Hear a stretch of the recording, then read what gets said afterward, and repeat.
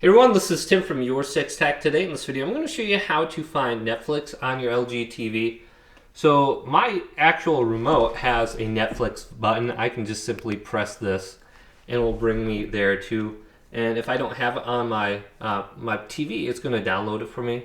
So if you don't have the button, just go back to the home screen and scroll all the way to the left to where it says apps right here.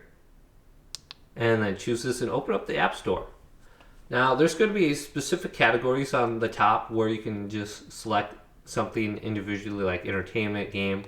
But if we go on down under featured, we might be able to find it just under here.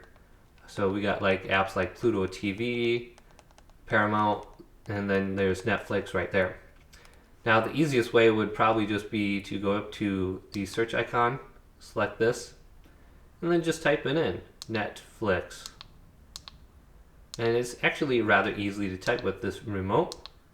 And there it is popping up. We can just select it. And then choose the application on the top. And then download it to our LG TV.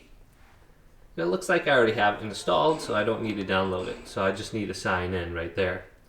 But hopefully this quick little video did indeed help you guys out. If it did, leave it a big thumbs up.